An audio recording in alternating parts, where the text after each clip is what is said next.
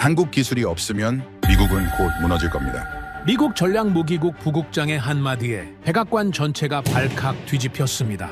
중국의 히토류 전면 통제 선언 후 미국과 유럽 그리고 일본까지 모든 시스템이 멈춰선 그날 오직 대한민국만이 아무런 타격 없이 멀쩡했습니다. 한국이요? 분명 데이터를 조작했을 겁니다. 미국은 한국의 데이터를 믿지 않았고 한국을 짓밟아주기 위해 즉시 조사단을 급파했습니다. 하지만 단 40분짜리 실험 한 번이 모든 걸 뒤집어 버렸습니다. 미국에게 반드시 필요한 기술입니다. MIT 평가단은 경악했고 이 소식을 접한 34개국은 대한민국에 SOS를 보냈습니다. 도대체 무슨 일이 있었던 걸까요? 세계를 구한 대한민국의 기술, 지금 시작합니다. 미군이 곧 무너질 겁니다. 그날 새벽 전략무기국 상황실에 들어선 순간 저는 이 말을 들었습니다. 2024년 10월 1일 오전 6시 중국이 히토류 전면 통제를 발효시킨 지 정확히 6시간 만이었죠. 저는 미국 국방부 전략무기국 부국장 마크 스탠튼입니다. 27년간 무기체계를 다뤄왔고 특히 첨단 구동장치 분야에서는 누구보다 자신 있었어요. 그런데 그날 아침 제가 아는 모든 것이 무너졌습니다.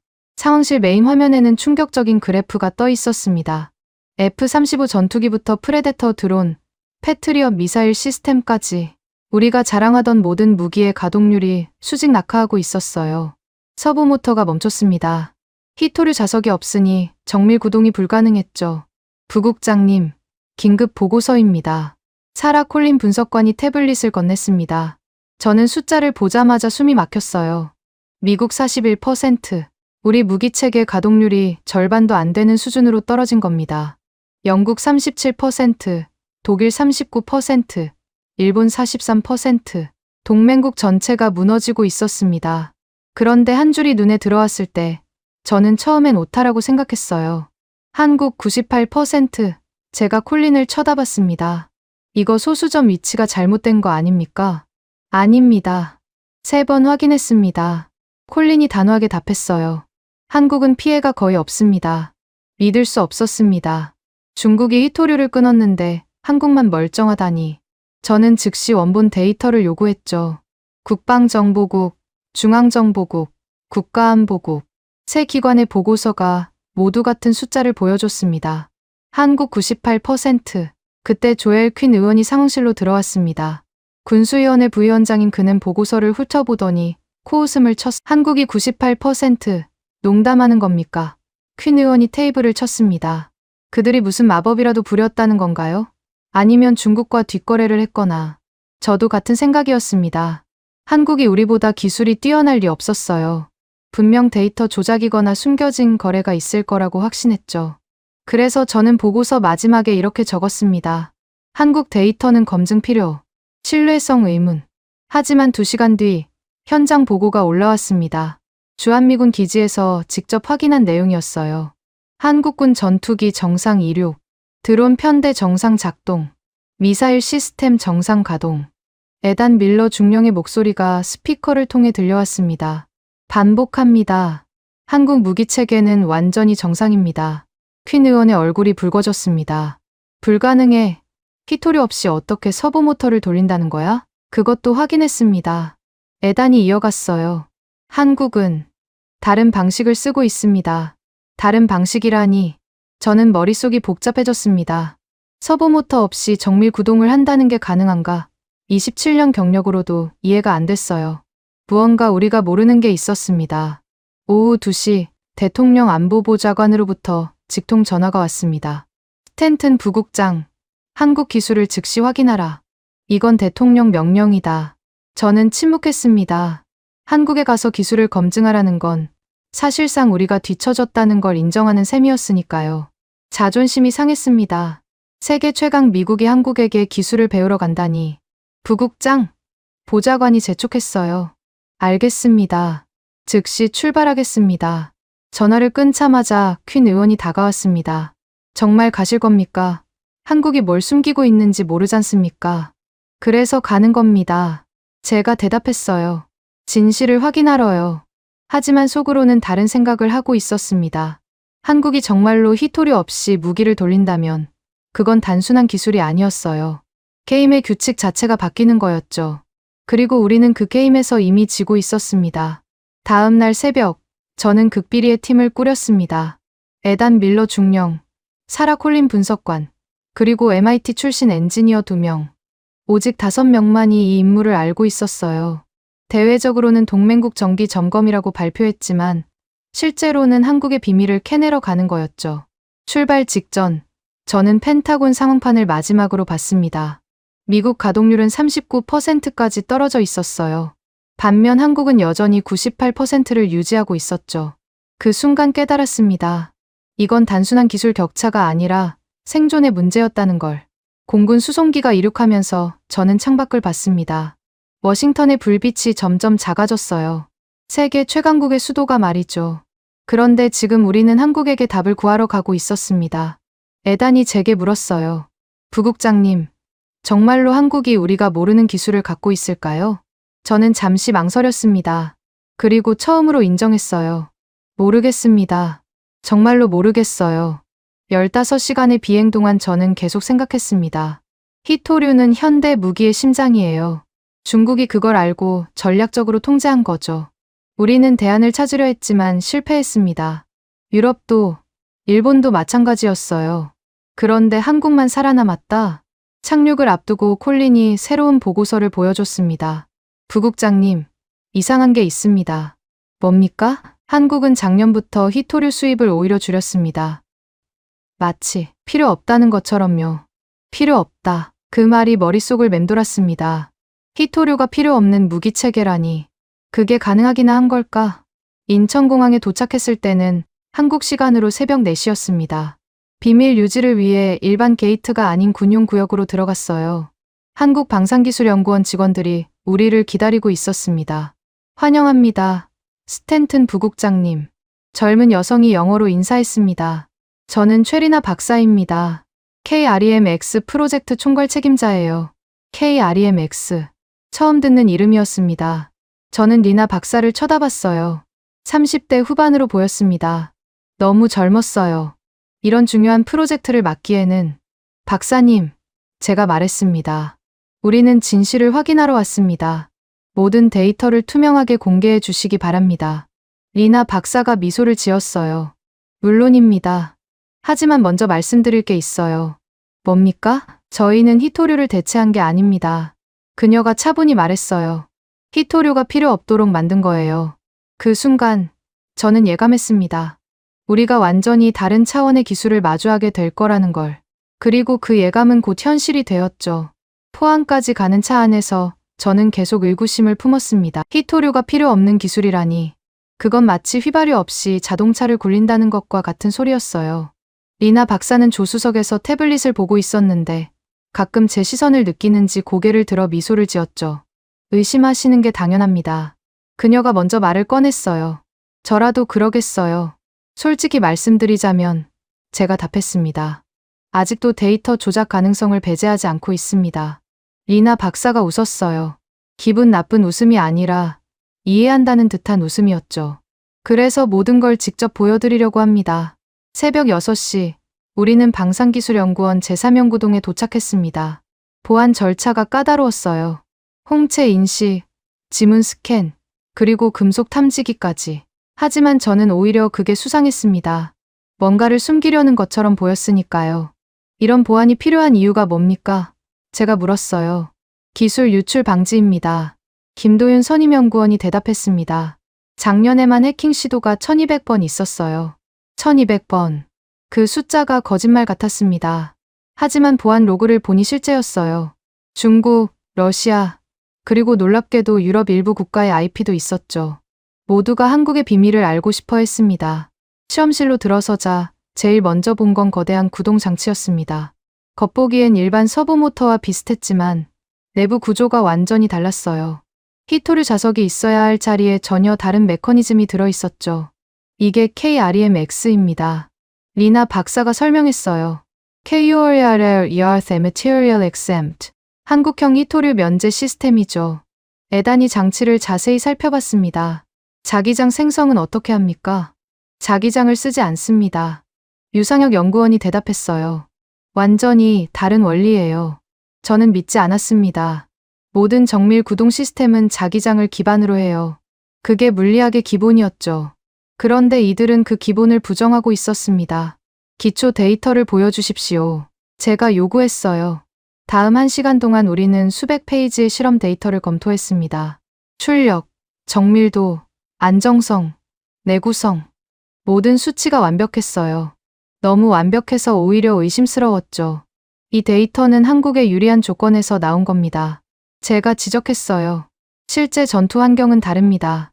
극한의 온도, 습도, 충격, 그런 조건에서도 작동합니까?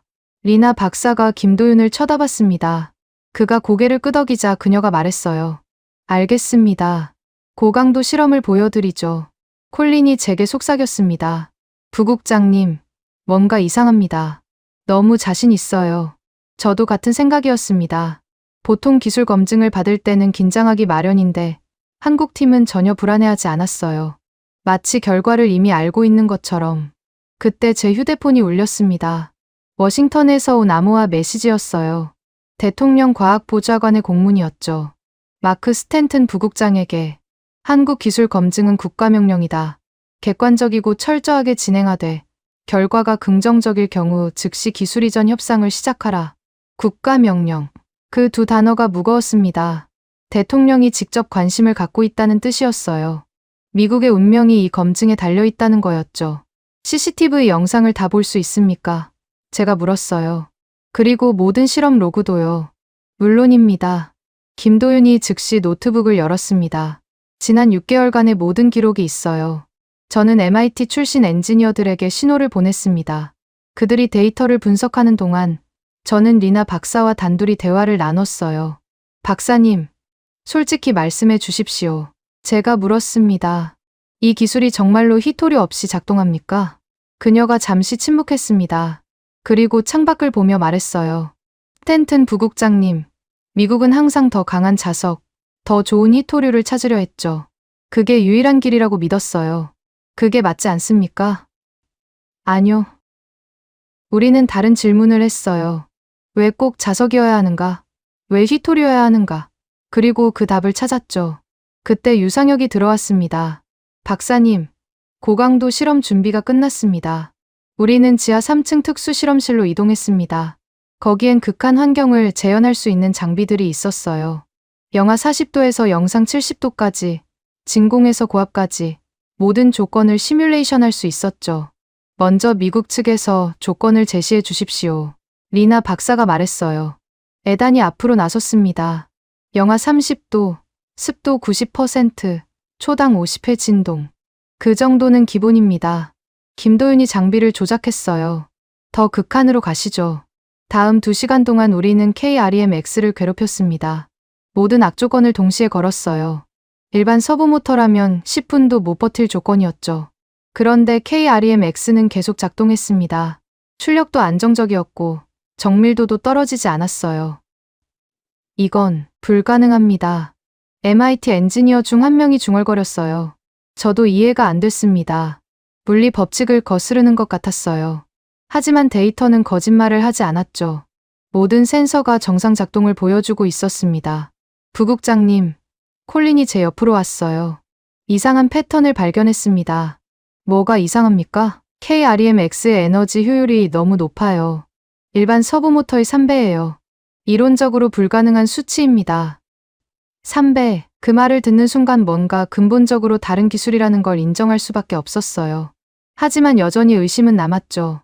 내부 구조를 볼 수 있습니까? 제가 물었습니다. 리나 박사가 망설였습니다. 그건 기술 이전을 논하려면 알아야 합니다. 그녀가 김도윤과 눈빛을 교환했어요. 그리고 결정을 내린 듯 고개를 끄덕였죠. 좋습니다. 하지만 촬영은 금지입니다. 우리는 KREMX의 케이스를 열었습니다. 내부를 본 순간 저는 할 말을 잃었어요. 기어와 코일의 배치가 완전히 달랐습니다. 마치 다른 차원의 설계 같았어요. 이게 어떻게 작동하는 겁니까? 에단이 물었어요. 전자기 유도가 아닙니다. 유상혁이 설명했어요. 공진 주파수를 이용한 직접 구동이에요. 히토류 자석의 역할을 완전히 다른 방식으로 대체한 거죠. 공진 주파수. 그 단어가 머릿속을 맴돌았습니다. 이론적으로는 가능하지만 아무도 실용화하지 못했던 기술이었어요. 그런데 한국이 해냈다는 겁니다. 언제부터 개발하신 겁니까? 제가 물었어요. 2020년부터입니다. 리나 박사가 답했어요. 중국이 히토류 무기화를 시작했을 때 우리는 다른 길을 선택했죠. 5년. 단 5년 만에 이런 혁신을 이뤄냈다니. 미국은 수십 년을 투자하고도 대안을 찾지 못했는데 그때 워싱턴에서 전화가 왔습니다. 퀸 의원이었어요. 스탠튼, 뭔가 찾았습니까? 사기극이죠? 저는 실험 데이터를 보며 답했습니다. 아직 확인 중입니다. 빨리 약점을 찾아내세요. 한국이 우리를 속이고 있을 겁니다. 전화를 끊고 나서 저는 깊은 생각에 빠졌어요. 퀸 의원이 원하는 건 한국 기술의 약점이었습니다. 하지만 지금까지 본 걸로는 약점이 없었어요. 부국장님, 리나 박사가 다가왔습니다. 내일 실제 무기 시스템에 장착된 KREM-X를 보여드릴 수 있습니다. 전투기와 미사일 시스템에서 어떻게 작동하는지 직접 확인하실 수 있어요. 저는 그녀를 쳐다봤습니다. 젊은 과학자의 눈에는 자신감이 가득했어요. 그리고 처음으로 불안감이 들었습니다. 한국이 정말로 우리를 앞서고 있다면 세계 질서가 바뀔 수도 있다는. 좋습니다. 제가 답했어요. 모든 걸 보겠습니다.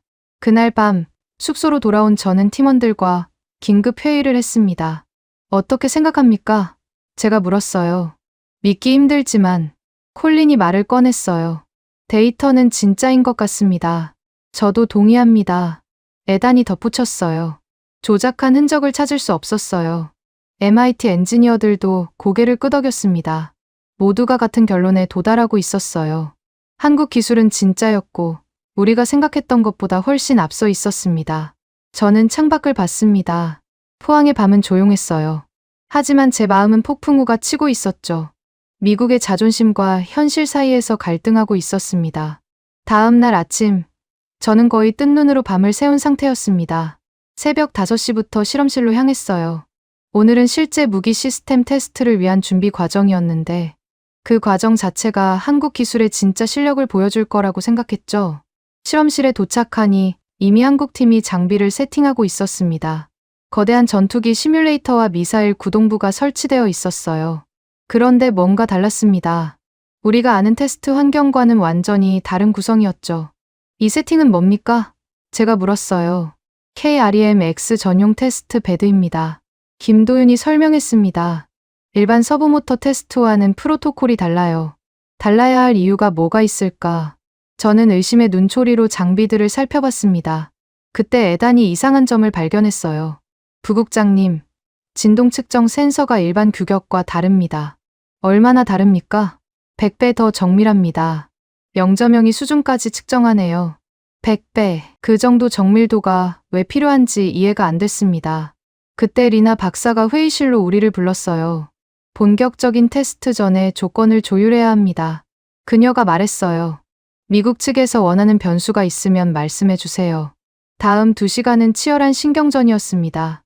우리가 조건을 제시할 때마다 한국팀은 수정을 요구했어요. 온도 범위, 압력 변화, 진동 주파수, 모든 것에 대해 이견이 있었죠. 왜 우리 조건을 그대로 받아들이지 않습니까? 제가 날카롭게 물었어요. 미국 표준은 서브모터 기준입니다. 유상혁이 답했어요. KREM-X는 다른 원리라서 다른 기준이 필요해요. 또 다른 원리. 그 말이 계속 나왔습니다. 저는 점점 짜증이 났어요. 마치 우리가 구시대 기술을 쓰는 것처럼 말하는 것 같았으니까요. 그럼 예비 테스트라도 먼저 해봅시다. 콜린이 제안했어요. 간단한 구동 테스트부터요. 한국팀이 동의했습니다. 우리는 작은 드론 모터부터 시작했어요. KREM-X를 장착한 모터가 돌아가기 시작했습니다. 처음엔 평범해 보였습니다. 그런데 데이터를 보니 이상한 점이 나타났어요. 편차가 3%, 일반적으로는 10%가 정상인데 믿을 수 없을 정도로 안정적이었죠. 진동값을 확인해 보세요. 에단이 모니터를 가리켰어요. 0.02, 거의 제로에 가까운 진동이었습니다. 기계가 돌아가는데 진동이 없다니. 물리적으로 설명이 안 됐어요. 온도는요? 제가 물었습니다. 1.1도 상승. MIT 엔지니어가 답했어요. 시작 온도에서 거의 변화가 없습니다. 저는 데이터를 믿을 수 없었습니다. 다시 테스트를 요구했어요. 2번, 3번, 4번. 결과는 똑같았습니다. 그래프가 직선에 가까웠어요. 마치 컴퓨터가 그린 것처럼 완벽했죠. 조작입니다. 제가 단호하게 말했어요.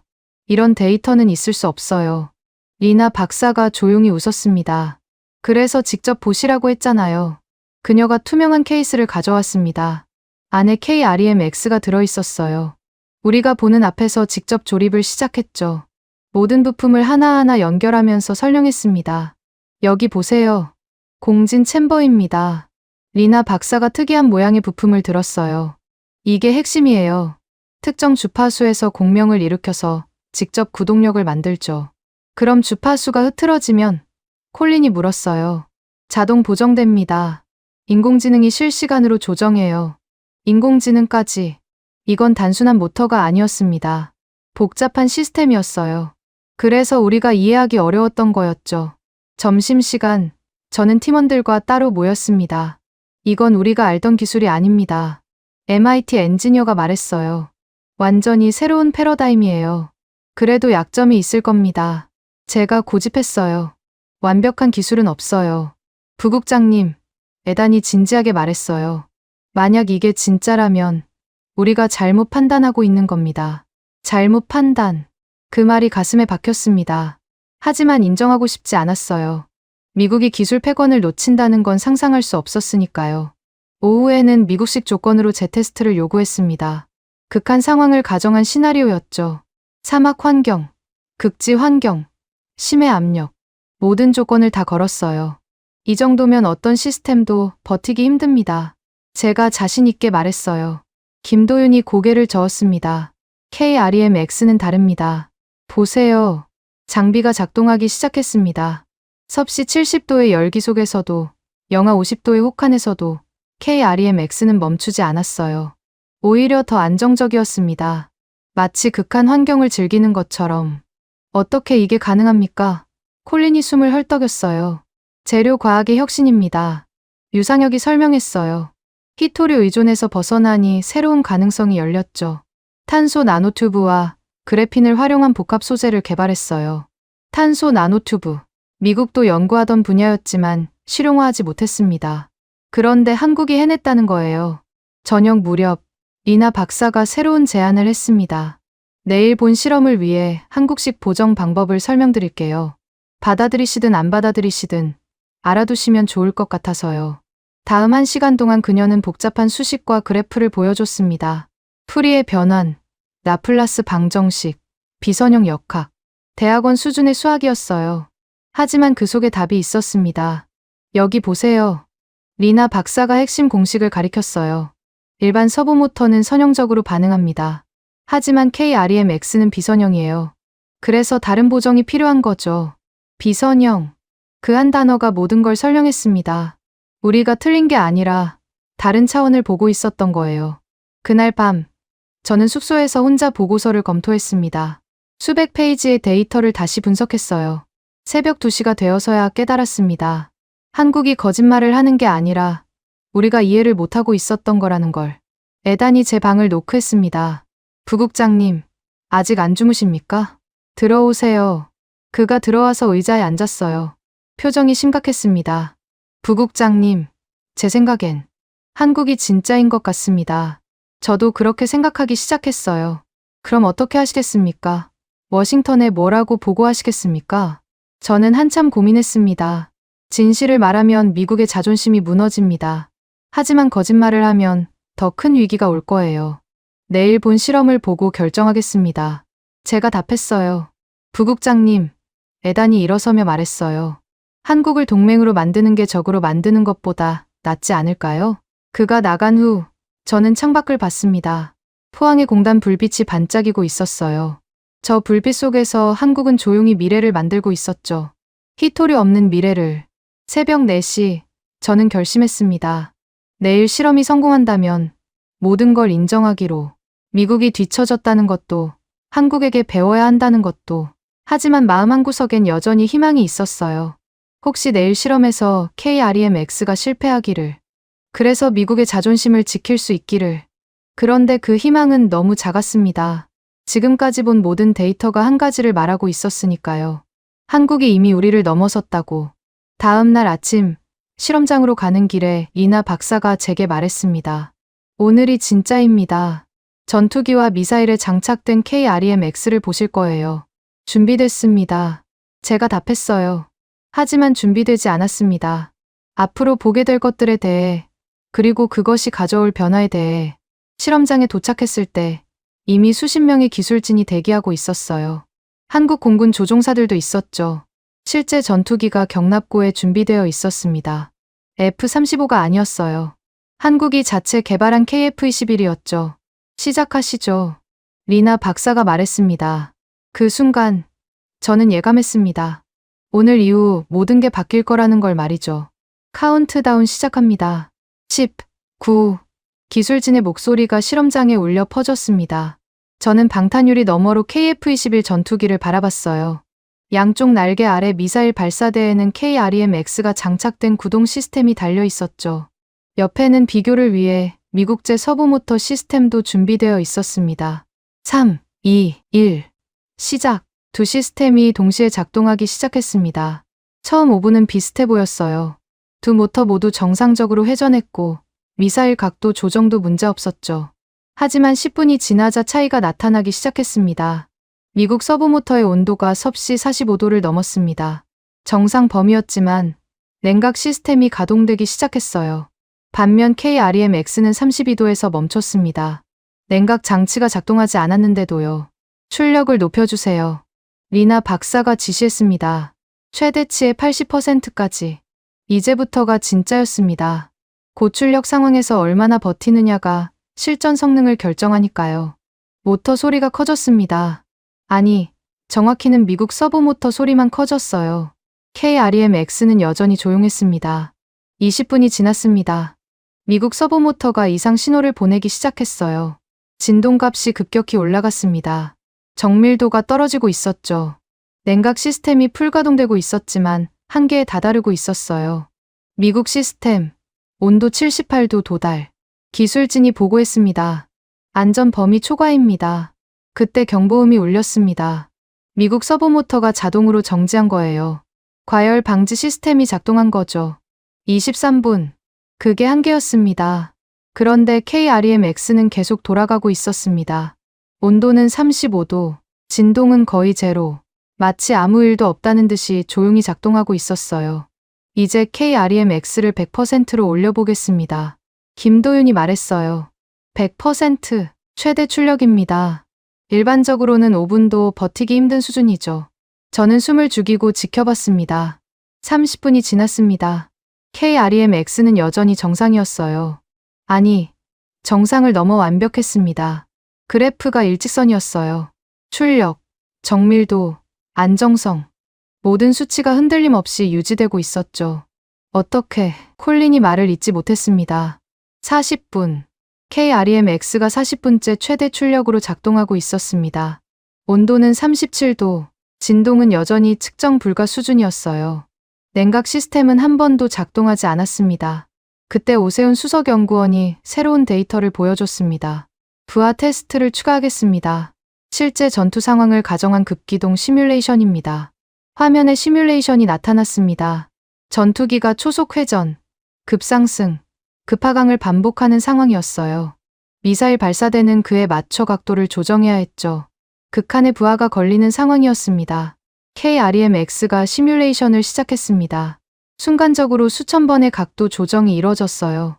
일반 서브모터라면 버퍼링이 생기거나 딜레이가 발생할 상황이었죠. 하지만 KREMX는 실시간으로 반응했습니다. 마치 생각하는 것처럼 즉각적이었어요. 2차 부하 단계 돌파했습니다. 기술진이 보고했어요. 설계 한계치의 150%인데도 정상 작동 중입니다. 150%. 설계 한계를 넘어선 거예요. 그런데도 멀쩡했습니다. 저는 처음으로 할 말을 잃었어요. 27년간 무기 시스템을 다뤄왔지만 이런 건 본 적이 없었습니다. 에단이 제 옆으로 왔습니다. 부국장님, 이건 차원이 다른 기술입니다. 저는 대답하지 못했습니다. 인정하고 싶지 않았지만 눈앞의 데이터가 모든 걸 말해주고 있었어요. KREMX는 미국 기술을 압도하고 있었습니다. 그것도 완벽하게. 시험이 끝났습니다. 정확히는 KREMX를 일부러 멈춘 거였어요. 1시간이 지났는데도 아무 문제가 없었으니까요. 정적이 흘렀습니다. 미국 팀 누구도 말을 하지 못했어요. 우리가 자랑하던 기술이 이렇게 무력하게 패배하는 걸 목격했으니까요. 리나 박사가 조용히 입을 열었습니다. 이제 이해하시겠습니까? 우리는 히토류를 대체한 게 아닙니다. 저는 그녀를 쳐다봤습니다. 히토류가 필요 없도록 만든 거예요. 그녀가 이어갔습니다. 서부 모터는 자기장으로 움직입니다. 그래서 강력한 히토류 자석이 필요하죠. 하지만 KREMX는 다릅니다. 공진으로 직접 구동력을 만들어요. 자석이 필요 없는 거죠. 그럼 에너지 효율은 어떻게 설명합니까? MIT 엔지니어가 물었어요. 물리 법칙상 불가능한 수치입니다. 김도윤이 대답했습니다. 기존 모터는 자기장 변환 과정에서 에너지를 많이 잃어요. 열로 바뀌죠. 하지만 KREMX는 직접 변환이라 손실이 거의 없습니다. 직접 변환. 그 말을 듣는 순간 깨달았습니다. 이건 단순한 개선이 아니었어요. 완전히 새로운 패러다임이었죠. 마치 마차에서 자동차로 바뀐 것처럼 근본적인 변화였습니다. 실제 비행 테스트도 가능합니까? 제가 물었어요. 물론입니다. 리나 박사가 고개를 끄덕였어요. 내일 보여드릴 수 있어요. 하지만 그 전에 보실 게 더 있습니다. 그녀가 우리를 다른 실험실로 안내했습니다. 거기엔 다양한 무기 부품들이 있었어요. 드론 프로펠러, 탱크 포탑 구동부, 잠수함 조타 시스템, 모두 KREMX가 적용된 것들이었죠. 이 모든 걸 히토류 없이 만들었다는 겁니까? 콜린이 믿을 수 없다는 표정으로 물었어요. 그리고 성능은 더 좋아졌죠. 오세훈이 데이터를 보여줬습니다. 드론은 비행시간이 2배로 늘었고 탱크 포탑은 회전 속도가 3배 빨라졌어요. 잠수함 조타 시스템은 소음이 10분의 1로 줄었고요. 숫자들이 머릿속을 맴돌았습니다. 2배, 3배, 10분의 1. 모든 게 기존 상식을 벗어난 수치였어요. 그때 워싱턴에서 긴급 전화가 왔습니다. 국방장관이었어요.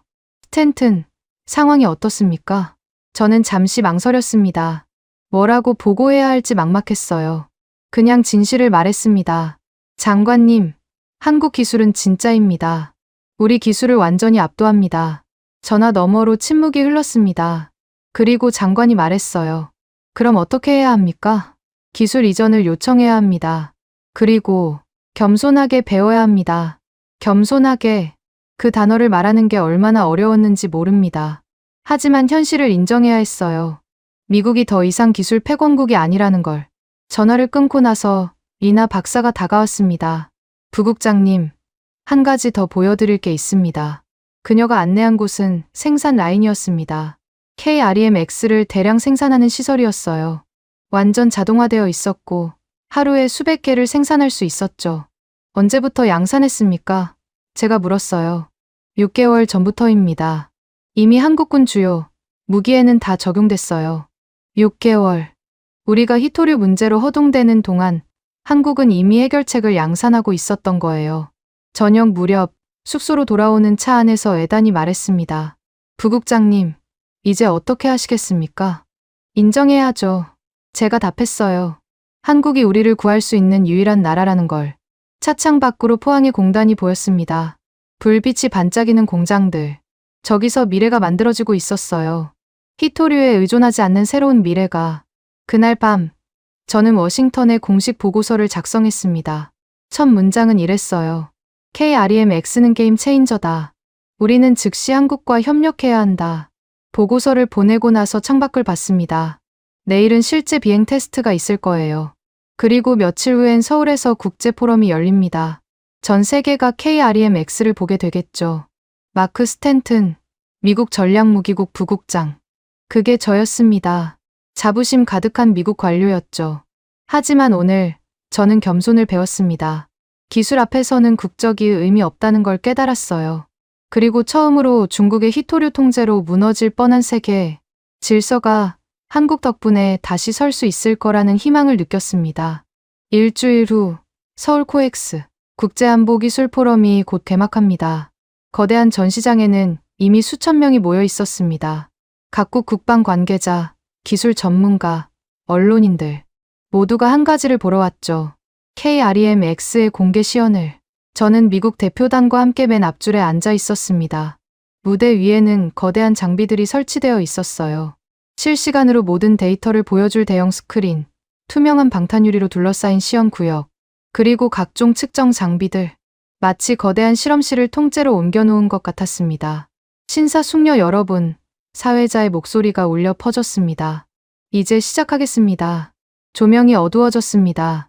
그리고 무대 중앙에 리나 박사가 등장했어요. 일주일 전과는 달리 정장을 입고 있었지만 여전히 자신감 있는 모습이었죠. 오늘 저희가 보여드릴 것은 미래입니다. 그녀가 말했습니다. 히토류에 의존하지 않는 새로운 미래를. 시연 장비가 작동하기 시작했습니다. 무대 위에는 3개의 시스템이 나란히 놓여 있었어요. 미국제 서부 모터, 독일제 고정밀 모터, 그리고 KREMX. 실시간 비교 시연이었죠. 출력을 동시에 올리겠습니다. 김도윤이 컨트롤 패널 앞에 섰습니다. 새 시스템이 동시에 작동했습니다. 처음엔 비슷해 보였어요. 하지만 5분이 지나자 차이가 나타나기 시작했죠. 대형 스크린의 각 시스템의 데이터가 실시간으로 표시되었습니다.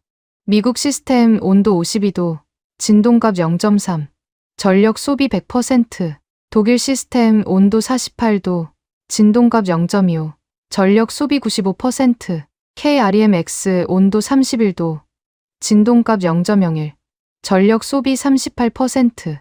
객석에서 웅성거림이 들렸습니다. 전력 소비가 3분의 1 수준이라니. 그것만으로도 혁명적이었죠. 그때 유럽기술위원회의 한스 밀러 박사가 일어났습니다. 실시간 검증을 요청합니다. 우리가 직접 측정하겠습니다. 환영합니다. 리나 박사가 즉시 응했어요. 밀러 박사팀이 무대로 올라왔습니다. 그들은 자체 측정 장비를 연결했어요.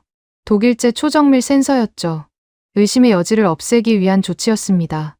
10분 후 밀러 박사가 마이크를 잡았습니다. 확인했습니다.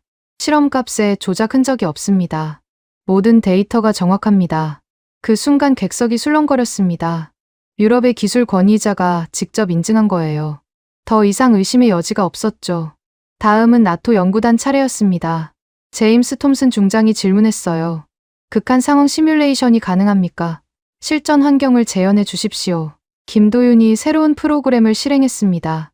화면에 전투 시나리오가 나타났어요. 사막 전투, 극지 작전, 해상 교전. 모든 극한 상황을 순차적으로 시뮬레이션했죠. 미국과 독일 시스템은 차례로 경고등이 켜졌습니다.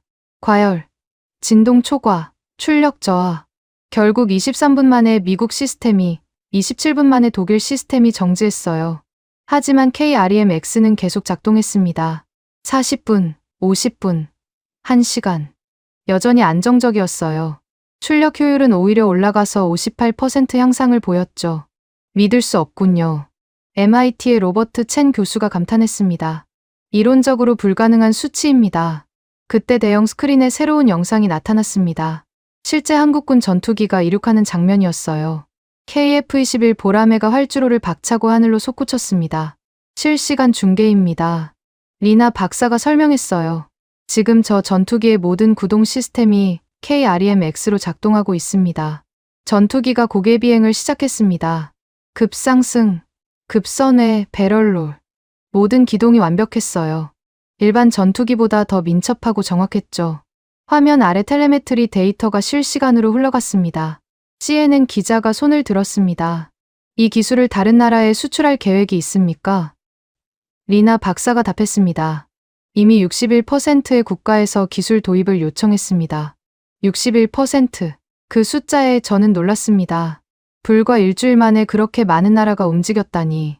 하지만 이해가 됐어요. 히토류 없이는 현대전이 불가능한 상황에서 KREMX는 유일한 해답이었으니까요. BBC 특파원이 이어서 물었습니다. 중국의 히토류 통제에 대한 대응이라고 봐도 됩니까? 우리는 5년 전부터 준비했습니다. 리나 박사가 침착하게 답했어요. 위기를 기회로 만든 거죠. 그때 일본 대표단에서 누군가 일어났습니다. 시스템 회복률은 어떻습니까? 고장 시 복구 시간이요. 김도윤이 데이터를 보여줬습니다. KREMX는 모듈식이라 부품 교체가 쉽습니다. 평균 복구 시간이 44% 단축됐어요. 객석 곳곳에서 카메라 플래시가 터졌습니다. 전 세계 언론이 이 순간을 포착하고 있었어요. 한국이 위기를 막았다. 히토류 독립선언, 새로운 기술 패권국의 탄생, 실시간으로 속보가 나가고 있었죠. 프랑스 국방부 대표가 질문했습니다. 생산 능력은 어떻습니까? 전 세계 수요를 맞출 수 있습니까? 현재 월 5천 유닛 생산이 가능합니다. 리나 박사가 답했어요. 내년까지 3만 유닛으로 확대할 예정입니다. 그 순간 저는 깨달았습니다. 한국이 단순히 기술을 개발한 게 아니라 이미 세계 공급망의 중심이 될 준비를 마쳤다는 걸. 시연이 클라이맥스에 달했습니다. 무대 위에서 드론 편대가 이륙했어요. 10대의 드론이 완벽한 편대 비행을 했죠. 모두 KREMX로 구동되고 있었습니다. 그런데 놀라운 건 소음이었어요. 아니, 소음이 없었다는 게 맞겠네요. 일반 드론의 10분의 1 수준이었습니다. 객석맨 뒤에서도 대화가 가능할 정도였어요. 스텔스 작전에 완벽하겠군요. 옆자리에 영국 국방부 관계자가 중얼거렸습니다. 드론들이 복잡한 편대 기동을 시작했습니다. 교차, 분산, 재집결, 모든 움직임이 일사불란했어요. 마치 한 몸처럼 움직였죠. 그리고 마지막에는 한국 태극기 모양을 만들었습니다. 박수가 터져 나왔습니다. 저도 모르게 손뼉을 치고 있었어요. 기술적 경이로움을 넘어 감동적이기까지 했으니까요. 러시아 대표가 일어났습니다. 가격은 어떻습니까? 히토류를 안 쓰면 더 비싸지 않습니까? 오히려 30% 저렴합니다. 리나 박사가 답했어요. 원자재 비용이 적고 생산 공정이 단순해서요. 그 말에 객석이 다시 술렁거렸습니다. 성능도 좋고 가격도 싸다니 거부할 이유가 없었죠. 인도 대표가 손을 들었습니다. 기술 이전 조건은 무엇입니까? 공동 연구 개발을 원칙으로 합니다. 리나 박사가 설명했어요. 독점이 아닌 공유를 추구합니다. 공유, 그 단어가 강렬했습니다. 미국이었다면 독점하려 했을 기술을 한국은 나누려 하고 있었. 시연이 끝나갈 무렵 사회자가 깜짝 발표를 했습니다. 지금부터 실시간 투표를 진행합니다. KREMX를 차세대 국제 표준으로 채택할지 결정하는 예비 투표입니다. 대형 스크린에 각국 대표들의 투표 현황이 나타났습니다. 찬성이 압도적이었어요. 92%가 즉시 도입 의사를 표명했죠. 그때 제 휴대폰이 울렸습니다. 백악관이었어요. 스탠튼, 즉시 한국과 협상을 시작하라. 최우선 파트너가 되어야 한다. 알겠습니다. 대통령님. 전화를 끊고 무대를 봤습니다. 리나 박사가 마지막 인사를 하고 있었어요. 기술은 인류 공동의 자산입니다. KREMX로 우리는 함께 위기를 극복할 겁니다. 청중석에서 기립박수가 터져 나왔습니다. 저도 일어났어요. 그리고 진심으로 박수를 쳤습니다. 일주일 전, 저는 한국을 의심하러 왔었죠. 하지만 지금은 달랐습니다. 한국이 세계를 구하고 있다는 걸 목격했으니까요. 포럼이 끝나고 리나 박사를 찾아갔습니다. 박사님, 미국은 한국과 함께하고 싶습니다. 그녀가 미소 지었어요. 환영합니다. 함께 미래를 만들어요. 악수를 나누는 순간 플래시가 터졌습니다. 다음 날 그 사진은 전 세계 신문 일면을 장식했죠. 새로운 동맹의 시작이라는 제목과 함께 밖으로 나오니 서울의 야경이 눈부셨습니다. 불과 한 달 전, 세계는 중국의 히토류 통제 앞에 무릎 꿇을 뻔했어요. 하지만 이제는 달랐습니다. 한국이 새로운 길을 제시했으니까요. 저는 처음으로 미래가 밝다고 느꼈습니다. 그리고 그 미래의 중심에 한국이 있다는 것도 말이죠. 서울 포럼이 끝난 다음 날, 전 세계가 들썩거렸습니다. 속보입니다. 유럽기술위원회, 나토 연구단, 아시아태평양 방산협회가 공동 평정표를 발표했습니다. 워싱턴으로 돌아온 저는 펜타곤 상황실에서 CNN을 보고 있었어요. 화면에는 충격적인 순위가 나타났습니다. 구동 시스템 종합평가에서 KREMX가 모든 부문 1위를 차지한 거예요. 사라 콜린이 태블릿을 들고 들어왔습니다. 부국장님, 미국 전역에서 속보가 나가고 있어요. 뉴욕타임스, 한국, 새로운 기술 표준 제시, 워싱턴 포스트. 히토류 시대의 종말, 월스트리트 저널, KREMX. 게임의 규칙을 바꾸다. 모든 주요 언론이 한국 기술을 일면에 다루고 있었습니다. 불과 한 달 전만 해도 상상할 수 없었던 일이었죠. 오후 2시, 의회 청문회가 재개됐습니다. 이번엔 분위기가 완전히 달랐어요. 조엘 퀸 의원도 조용했고, 다른 의원들은 오히려 빨리 한국과 협력하라고 재촉했죠. 스탠튼 부국장, 군수위원장이 물었습니다.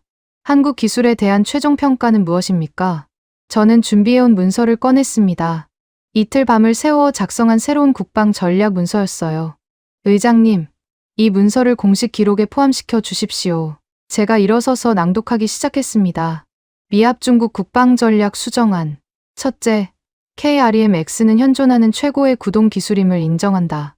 둘째, 한국을 핵심 기술 파트너로 지정한다. 셋째, 그리고 가장 중요한 것은 저는 잠시 멈추고 청문회장을 둘러봤습니다. 모든 눈이 저를 향하고 있었어요. 한국 기술 없이는 미국의 회복은 없다. 이것이 현실이다. 정적이 흘렀습니다. 미국이 기술적 우위를 인정한 건 역사상 처음이었으니까요. 하지만 더 이상 자존심을 내세울 때가 아니었습니다. 퀸 의원이 마지못해 손을 들었습니다. 그럼 예산은 얼마나 필요합니까? 초기 도입 비용 500억 달러입니다. 제가 답했어요. 하지만 히토류 의존에서 벗어나면 장기적으로 2천억 달러를 절약할 수 있습니다. 의원들이 웅성거렸습니다. 2천억 달러. 그 숫자가 모든 걸 설명했죠. 투표하겠습니다. 위원장이 의사봉을 두드렸습니다. 30분 후 결과가 나왔습니다. 찬성 42, 반대 3. 압도적 통과였어요. 미국 의회가 이렇게 빠르게 움직인 건 진주만 이후 처음이었죠. 청문회가 끝나고 복도로 나왔을 때 애단이 기다리고 있었습니다. 부국장님, 대통령께서 찾으십니다. 백악관 집무실. 대통령이 창밖을 보고 서 있었어요. 스탠튼, 솔직히 말해보게. 우리가 얼마나 뒤처진 건가? 최소 5년입니다. 대통령님. 5년. 대통령이 한숨을 쉬었어요. 그럼 어떻게 해야 하나? 배워야 합니다. 그리고 함께 해야 합니다. 대통령이 저를 돌아봤습니다. 자네가 그런 말을 하다니. 미국 우월주의자 마크 스탠튼이. 저도 변했습니다. 제가 인정했어요. 현실을 봤으니까요. 그날 저녁 공동개발안이 정식으로 통과됐습니다. 미국과 한국이 KREMX 기반의 차세대 무기 체계를 함께 개발하기로 한 거죠. 계약 규모는 3천억 달러. 미국 역사상 최대 규모의 기술 협력이었습니다. 다음 날 아침, 저는 파견단을 조직하기 시작했습니다. MIT, 칼텍, 스탠퍼드에서 최고의 인재들을 선발했어요. 모두 35명. 한국에서 1년간 KREMX를 배울 사람들이었죠. 그 중에는 놀라운 지원자도 있었습니다. 조엘 퀸 의원의 아들, 케빈 퀸이었어요. MIT 박사과정생이었죠. 왜 지원했습니까? 제가 물었어요. 미래를 보고 싶어서요. 케빈이 답했습니다. 아버지와는 생각이 다릅니다. 저는 그를 선발했습니다. 새로운 세대는 편견 없이 기술을 볼 수 있을 거라 믿었으니까요. 파견단 명단을 확정하고 사무실로 돌아왔을 때 리나 박사에게서 이메일이 왔습니다. 스탠튼 부국장님, 환영합니다. 함께 할 수 있어 기쁩니다. 첨부 파일을 확인해 주세요. 첨부 파일을 열어보니 KREMX의 상세 설계도였습니다. 그동안 비밀로 지켜왔던 핵심 기술을 공유한 거예요. 신뢰의 표시였죠. 설계도를 보면서 저는 또 한 번 놀랐습니다. 우리가 상상했던 것보다 훨씬 정교했어요. 수천 개의 부품이 유기적으로 연결되어 있었고 각각이 완벽한 조화를 이루고 있었죠. 콜린이 들어왔습니다. 부국장님, 펜타곤에서 회의 요청이 왔어요. 회의실에는 각 군의 수뇌부가 모여 있었습니다. 육군 참모총장, 해군 작전사령관, 공군 참모총장, 해병대 사령관. 모두가 KREMX 도입을 논의하기 위해 모인 거였죠. 얼마나 빨리 전환할 수 있습니까? 육군 참모총장이 물었어요. 한국의 도움을 받으면 2년 안에 주요 무기 체계의 절반을 전환할 수 있습니다. 제가 답했습니다. 절반이면 충분합니까? 그것만으로도 중국의 히토류 통제를 무력화할 수 있습니다. 해군 작전사령관이 손을 들었습니다. 잠수함 시스템도 가능합니까? 한국은 이미 자국 잠수함에 적용했습니다. 소음이 획기적으로 줄었다고 합니다. 공군 참모총장이 관심을 보였어요. F-35는요? 개조가 필요하지만 가능합니다. 성능이 30% 향상될 거예요. 회의가 끝날 무렵 국방장관이 들어왔습니다. 신사들, 역사적인 결정을 내려야 할 때입니다. 장관이 말했어요. 미국 군사력의 미래가 달려 있습니다. 투표는 만장일치였습니다. 모든 군이 KREMX 도입에 찬성했어요. 그날 밤, 저는 오랜만에 일찍 집에 돌아왔습니다. 아내가 놀란 표정으로 물었어요. 무슨 좋은 일 있어요? 미국이 겸손을 배웠어. 제가 답했습니다. 그리고 그게 나쁘지 않다는 걸 알았지. 아내가 웃었습니다. 당신이 그런 말을 하다니. 저도 웃었어요. 정말로 한 달 전에 저라면 상상도 못했을 말이었으니까요. 다음 날 워싱턴 포스트에 제 인터뷰가 실렸습니다. 제목은 이랬어요. 미국의 미래는 협력에 있다. 마크 스탠튼 부국장 단독 인터뷰. 기사에서 저는 이렇게 말했습니다. 기술에는 국경이 없습니다. 중요한 건 누가 먼저 개발했느냐가 아니라 어떻게 함께 발전시키느냐입니다. 한국은 우리에게 그 길을 보여줬습니다. 인터뷰가 나간 후 수많은 이메일을 받았습니다. 비난도 있었지만 대부분은 지지였어요. 미국인들도 변화가 필요하다는 걸 알고 있었던 거죠. 일주일 후 저는 다시 한국으로 출발했습니다. 이번엔 파견단 35명과 함께였어요. 인천공항에 도착했을 때 리나 박사가 마중 나와 있었습니다. 다시 오신 걸 환영합니다. 스탠튼 부국장님. 이번엔 배우러 왔습니다. 제가 말했어요. 함께 배워요. 그녀가 미소 지었습니다. 그게 진정한 협력이니까요. 공항에서 나오면서 저는 생각했습니다. 한 달 전, 저는 미국의 우월함을 증명하러 왔었죠. 하지만 지금은 달랐습니다. 겸손하게 배우러 온 거예요. 그리고 깨달았습니다. 진정한 강함은 우월함이 아니라 겸손해서 나온다는 걸. 한국이 우리에게 가르쳐 준 건 단순한 기술이 아니었어요. 새로운 패러다임이었죠. 내가 틀렸다. 처음으로 그 사실을 완전히 인정했습니다. 그리고 이상하게도 홀가분했어요. 무거운 짐을 내려놓은 것 같았죠. 파견단을 이끌고 포항으로 향하면서 저는 새로운 미래를 그려봤습니다. 미국과 한국이 함께 만들어갈 미래를. 히토류에 얽매이지 않는 자유로운 미래를.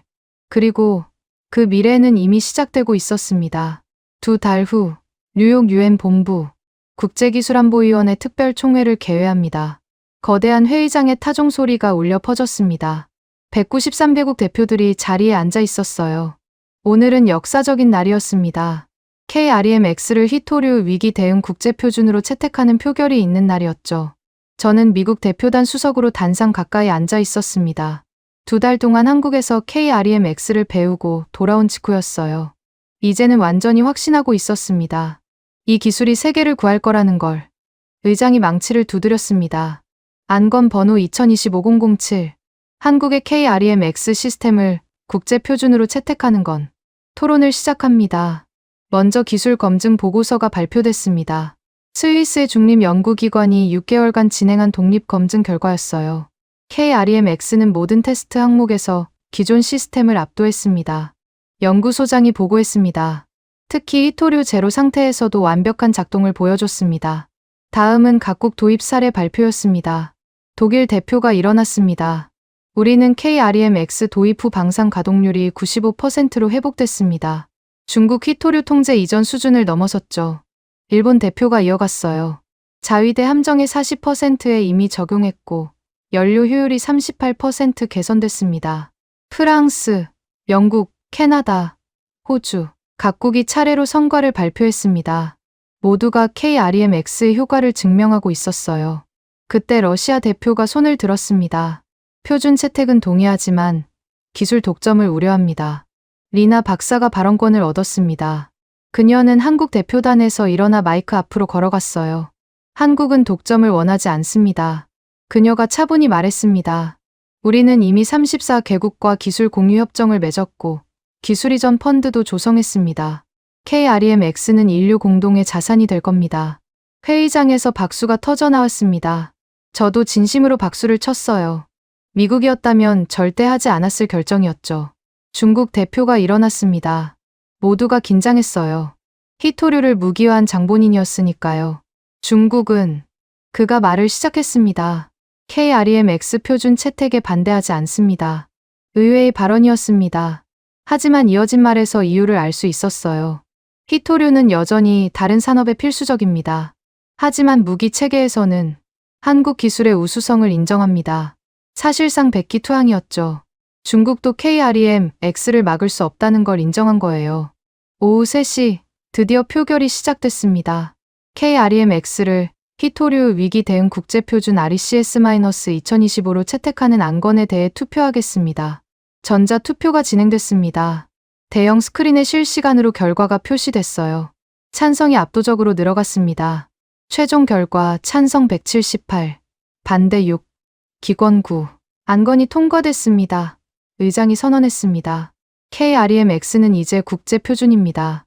회의장이 박수 소리로 가득 찼습니다. 기자들의 카메라 플래시가 쏟아졌어요. 역사적인 순간이었죠. 의장이 다시 망치를 두드렸습니다. 이어서 기술이전 국제펀드 설립 안건을 상정합니다. 이것도 중요했습니다. 개발도상국들이 KREMX를 도입할 수 있도록 지원하는 펀드였어요. 한국이 제안한 거였죠. 초기 자본금 1000억 달러로 시작합니다. 리나 박사가 설명했습니다. 한국이 200억, 미국이 300억, EU가 300억, 나머지 국가들이 200억을 출자합니다. 또 한 번 투표가 이뤄졌습니다. 이번엔 만장일치였어요. 모든 국가가 펀드 설립에 찬성했습니다. 그때 의장이 특별 발언 시간을 선언했습니다. 미국 대표, 발언하시겠습니까? 저는 일어났습니다. 준비한 원고를 들고 연단으로 걸어갔어요. 수백 명의 시선이 저를 향했죠. 2달 전, 저는 오만했습니다. 제가 말을 시작했습니다. 미국의 기술이 최고라고 믿었죠. 한국 기술을 의심하고 심지어 조작이라고 생각했습니다. 회의장이 조용해졌습니다. 하지만 저는 틀렸습니다. 완전히 틀렸어요. 그리고 오늘 이 자리에서 공식적으로 인정합니다. KREMX는 인류가 만든 최고의 기술 혁신 중 하나입니다. 박수가 터져나왔지만 저는 손을 들어 제지했습니다. 아직 하고 싶은 말이 남아 있었어요. 특히 한 분께 감사드립니다. 최리나 박사님. 리나 박사를 바라봤습니다. 그녀는 놀란 표정이었어요. 리나 박사님의 인내와 포용이 없었다면 저는 여전히 오만 속에 갇혀 있었을 겁니다. 그녀는 의심과 비난을 받으면서도 묵묵히 진실을 보여줬습니다. 그녀의 판단이 미국을 살렸고 세계를 구했습니다. 이번엔 제가 막을 수 없는 박수가 쏟아졌습니다. 기립박수였어요. 모든 대표들이 일어나 리나 박사를 향해 박수를 보냈죠. 그녀의 눈에 눈물이 맺혔습니다. 마지막으로 제가 마무리했습니다. 미국은 한국과 영원한 기술 동맹이 될 것을 약속합니다. 함께 배우고 함께 성장하겠습니다. 연단에서 내려오면서 리나 박사와 눈이 마주쳤습니다. 그녀가 조용히 고개를 숙여 인사했어요. 저도 깊이 고개 숙였습니다. 의장이 최종 선언을 했습니다. 이로써 KREMX는 국제표준 코드 ISO RECS-2025를 부여받습니다. 모든 회원국은 3년 내 도입을 권고합니다. 회의가 끝나고 기자회견이 열렸습니다. 수백 명의 기자가 몰려들었어요. CNN 기자가 첫 질문을 했습니다. 이번 표준 채택이 중국 히토류 전략에 미칠 영향은? 리나 박사가 답했습니다. 히토류는 여전히 중요한 자원입니다. 하지만 더 이상 무기가 아니에요. KREMX가 그 고리를 끊었습니다. BBC 기자가 물었습니다. 앞으로 도입률이 어느 정도 될 것으로 예상합니까?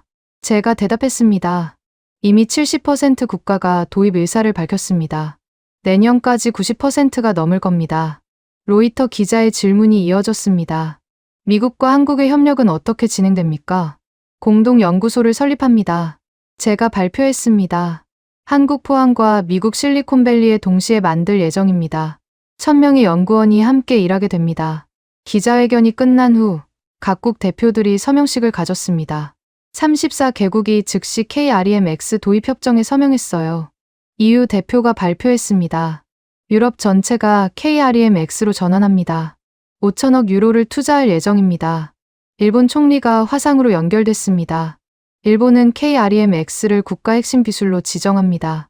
인도, 브라질, 남아공, 각국이 앞다퉈 도입을 선언했어요. 저녁 리셉션에서 각국 대표들과 대화를 나눴습니다. 모두가 희망에 차 있었어요.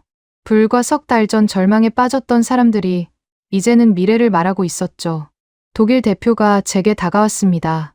스탠튼 부국장, 당신의 연설이 인상적이었습니다. 미국이 그런 말을 할 줄은 몰랐어요. 저도 몰랐습니다. 제가 웃으며 답했어요. 하지만 배웠죠. 겸손의 가치를. 캐나다 대표가 합류했습니다. 한국이 정말 놀랍지 않습니까? 작은 나라가 세계를 구했어요. 크기가 아니라 지혜의 문제입니다. 제가 말했습니다. 한국은 남들과 다른 질문을 했고 다른 답을 찾았죠. 밤 10시 리나 박사를 마지막으로 만났습니다. UN 본부 테라스에서 뉴욕 야경을 보고 있었어요. 축하합니다, 박사님. 제가 말했습니다. 당신이 해냈어요. 우리가 해낸 거예요. 그녀가 정정했습니다. 혼자였다면 불가능했을 겁니다. 한 가지 묻고 싶은 게 있습니다. 제가 말했어요. 왜 독점하지 않았습니까? 한국이 원한다면 가능했을 텐데. 리나 박사가 미소 지었습니다. 독점은 발전을 막아요. 공유해야 더 나은 기술이 나옵니다. 그리고 그녀가 잠시 멈추더니 말을 이었습니다. 기술로 세계를 지배하는 것보다 세계를 돕는 게 더 가치 있다고 믿어요. 그 순간 저는 완전히 이해했습니다. 한국이 진정으로 위대한 이유를 힘이 아니라 지혜로, 독점이 아니라 공유로 세계를 이끌고 있었던 거예요. 부국장님, 리나 박사가 물었습니다. 이제 뭐가 달라질까요? 저는 불빛이 가득한 뉴욕을 바라보며 답했습니다. 모든 게 달라질 겁니다. 히토류 의존이 끝났고 새로운 시대가 시작됐어요. 그리고 그 시대의 표준을 한국이 만들었죠. 자정이 가까워질 무렵 속보가 들어왔습니다. 중국이 히토류 통제를 공식 해제했습니다. 예상했던 일이었어요. KREMX가 국제 표준이 된 이상 히토류 무기화는 의미가 없어졌으니까요. 호텔로 돌아오면서 생각했습니다. 오늘 우리는 단순히 기술 표준을 채택한 게 아니었어요. 새로운 세계 질서를 만든 거였죠. 그 중심에 한국이 있었고 저는 그것을 목격하고 인정하는 증인이 되었습니다. 내일이면 전 세계 공장들이 KREMX 생산을 시작할 겁니다. 히토류 없는 새로운 세상이 열리는 거죠. 1년 후 포항 KREMX 자동 생산 라인 가동을 시작합니다. 거대한 공장 내부에 기계음이 울려 퍼졌습니다.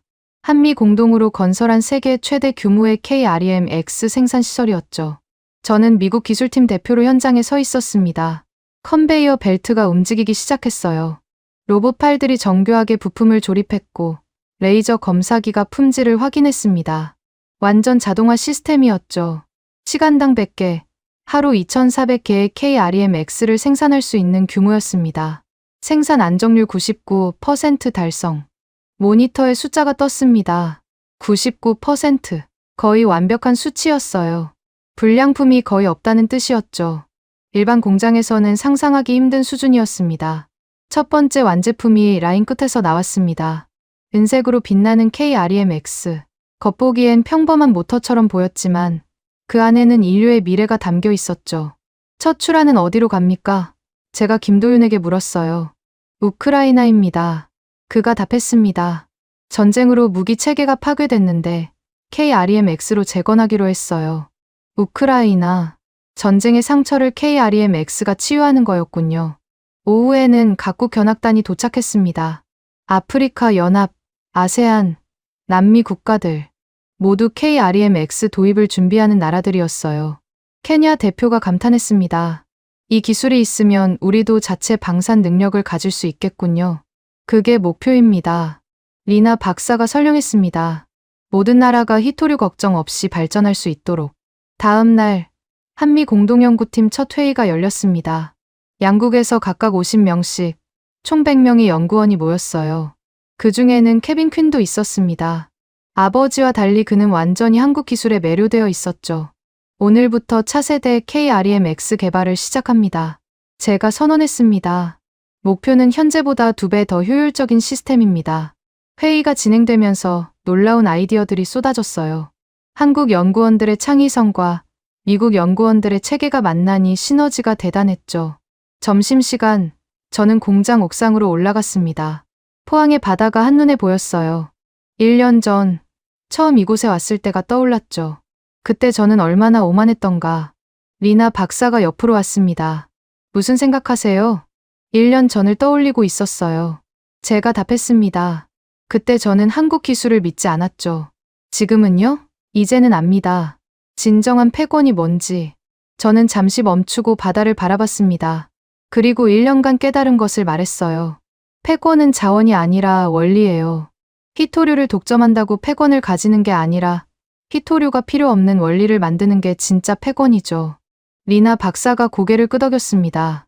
우리는 자원을 캐지 않고 원리를 캐냈어요. 그 말이 모든 걸 요약했습니다.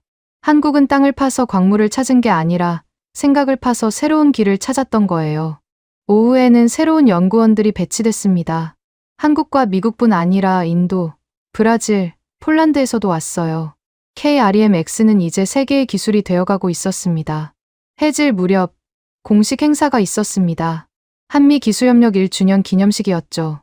양국 정상이 화상으로 축사를 보냈고 현장에서는 샴페인을 터뜨렸어요. 건배! 모두가 잔을 들었습니다. 그 순간을 카메라가 포착했습니다. 리나 박사와 제가 악수하는 장면이었어요. 1년 전 서울 포럼에서 찍은 사진과 똑같은 구도였지만 의미는 완전히 달랐죠. 그때는 시작이었고 지금은 성취였으니까. 다음 날 아침 드론이 공장 상공을 촬영했습니다. 거대한 단지가 한눈에 들어왔어요. 축구장 20개 크기의 공장, 연구동 5개, 기숙사 10개. 모두가 KREMX를 위한 시설이었죠. 영상을 보면서 애단이 말했습니다. 부국장님, 정말 많이 변했네요. 뭐가요? 모든 게요. 1년 전만 해도 상상할 수 없었잖아요. 미국이 한국에서 배운다는 게 맞았습니다. 모든 게 변했어요. 미국과 한국의 관계도, 세계 기술 질서도, 그리고 무엇보다 저 자신도. 마지막 날 워싱턴으로 돌아가기 전 리나 박사를 만났습니다. 부국장님, 1년간 수고 많으셨어요. 박사님이야말로. 제가 답했습니다. 세계를 바꾸셨잖아요. 우리가 함께 바꾼 거예요. 그녀가 정정했습니다. 혼자였다면 여기까지 올 수 없었을 겁니다. 공항으로 가는 길, 저는 창밖을 봤습니다. 포항의 공단이 멀어져 갔어요. 하지만 이제는 작별이 아니었습니다. KREMX로 우리는 영원히 연결되어 있으니까요. 비행기에서 보고서를 작성했습니다. 대통령에게 보낼 최종 보고서였죠. 마지막 문장을 쓰면서 저는 미소 지었습니다. 히토류 시대는 끝났다. 이제는 원리의 시대다. 그리고 한국이 그 문을 열었다. 워싱턴에 도착했을 때 공항에 기자들이 기다리고 있었어요. 스탠튼 부국장님, KREMX의 미래를 어떻게 보십니까? 저는 잠시 생각하다가 답했습니다. 1년 전 중국이 히토류를 끊었을 때 우리는 무너질 뻔했습니다. 하지만 지금은 다릅니다. KREMX 덕분에 우리는 자유로워졌어요. 그리고 그 자유를 한국이 선물했습니다. 한국을 어떻게 평가하십니까? 한국은, 저는 진심을 담아 말했습니다. 스승입니다. 기술뿐 아니라 겸손과 공유의 가치를 가르쳐줬어요. 집으로 돌아와서 서재에 앉았습니다. 책상 위에는 KREMX 모형이 놓여 있었어요. 리나 박사가 준 선물이었죠. 그것을 보면서 지난 1년을 되돌아봤습니다. 히토류 셧다운으로 시작된 위기, 한국 기술에 대한 의심과 불신, 진실을 마주한 충격, 겸손을 배운 과정, 그리고 함께 만든 미래, 모든 게 한 편의 드라마 같았습니다. 하지만 실화였죠. 제가 직접 겪고, 변화하고, 성장한 이야기였습니다. 창밖을 보니 워싱턴 모뉴먼트가 보였어요. 미국의 상징이죠. 하지만 이제 저는 압니다. 진정한 힘은 기념비가 아니라 원리에서 나온다는 걸. 전화가 울렸습니다. 리나 박사였어요. 부국장님, 잘 도착하셨어요? 네, 박사님. 고맙습니다. 내년에 또 만나요. 차세대 KREMX 발표회에서. 그때까지 더 배워올게요. 제가 약속했습니다. 전화를 끊고 나서 저는 일기를 썼습니다. 마지막 문장은 이랬어요.